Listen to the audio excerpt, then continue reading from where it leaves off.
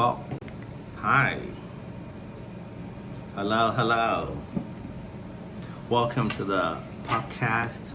This is Ralph's Law, where justice reigns.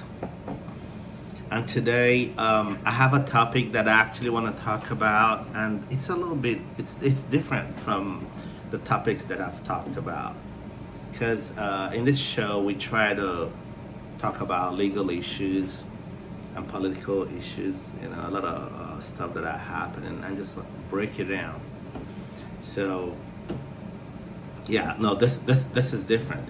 So, for those of you that don't know, I am an attorney out here in California.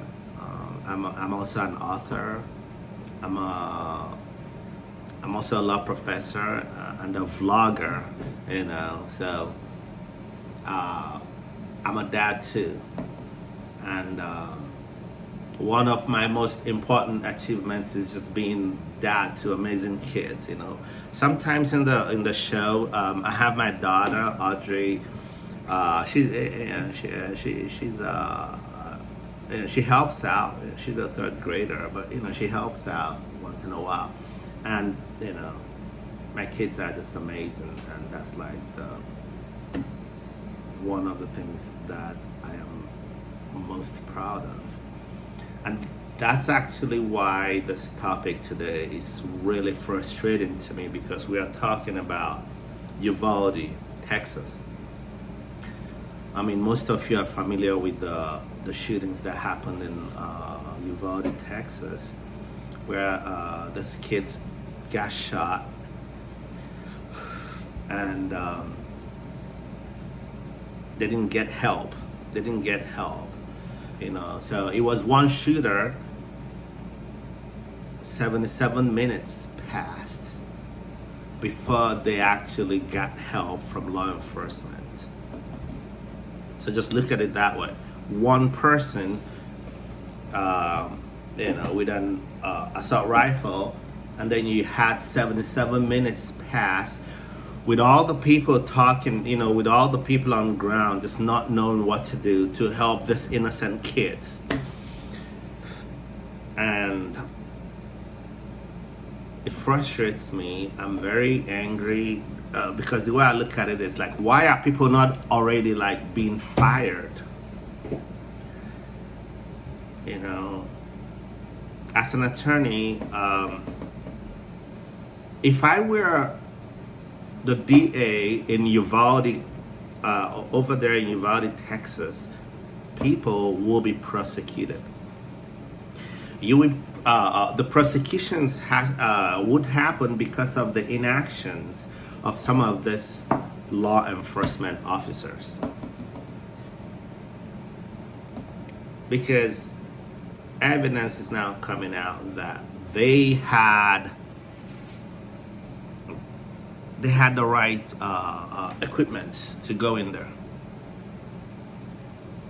They had guns, they had stuff, they had shields, they had stuff to at least go in there and try to confront and typically in law enforcement neutralize the problem. But they did not do that, and you left elementary school students by themselves to be shot, and you were also hearing gunshots. Oh, and we have information that some of them even, like one of them went and got like hand sanitizer while they were trying to figure out if they were gonna get reinforcement, if they were gonna get other officers. But you already had what you needed to go and confront the threat. Before I became an attorney, I worked as a law enforcement officer. I worked in Texas. I was a corrections officer in one of the you would call it the toughest maximum. Like, I don't even know. Like, it's crazy. Like, very tough prison in Texas, and I worked there. Now, as a corrections officer, it's pretty much the same for all first responders, like all cops and stuff, like law enforcement officers. You know that there are risks associated with the job. You can have wonderful days.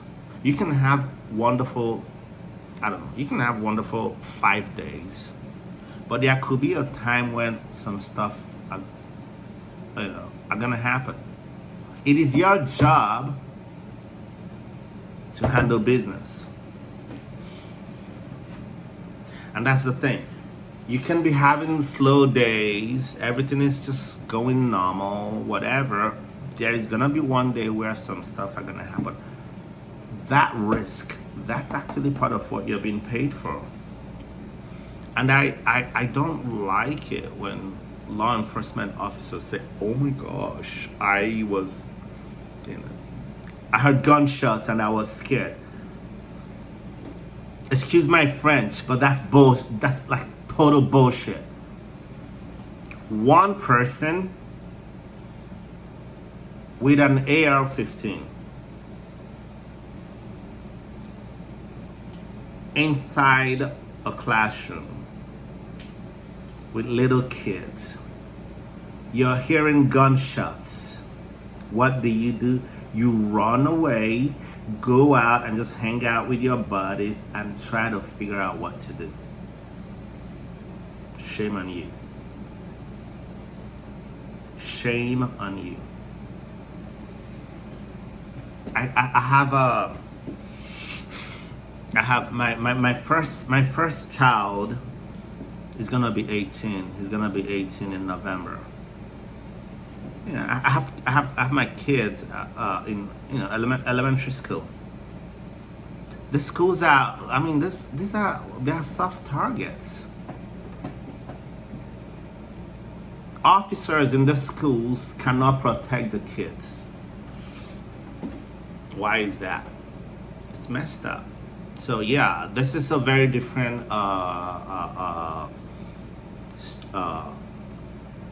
stream for me today, because it just the more you hear about the things that they did in Uvalde, the angrier you get. It shouldn't have happened. It shouldn't have happened. There was a kid that had to pretend that she was dead, and she had to cover herself with the blood of another student that had died. She had to cover herself with the blood of that person in order to confuse the shooter that she was dead.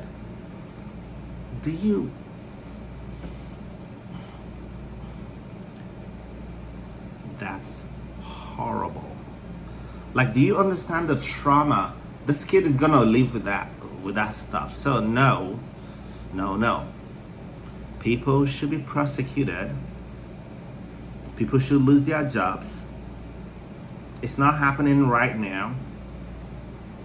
It's annoying. If I were the DA over there in Uvalde, Texas today, people will be prosecuted. Yes. Inaction can sometimes be criminally negligent. Yes, your behind will be in prison because people died, innocent people. I don't even like getting into the details of what happened, because like there were like a student like trying to call, people called 911. What did they get? Crickets. No. So yeah, I am an attorney. I was an educator. I also worked as a law enforcement officer, so I get the whole thing. So no, don't tell me that you didn't have enough equipment to go and confront the threat. You had enough. You simply chose not to.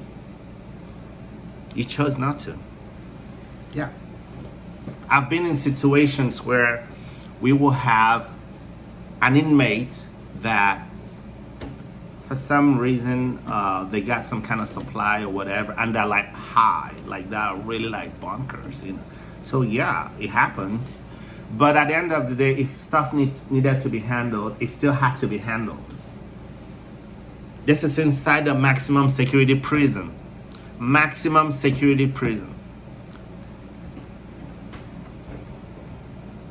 And you're gonna tell me that you're gonna leave little kids in a classroom or in a school building, and you're hearing gunshots and you did not do something?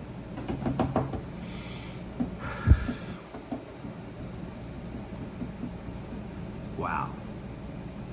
Wow. I have more colorful words for you, but I can't even say that in this video. So I'm just gonna leave that alone for now.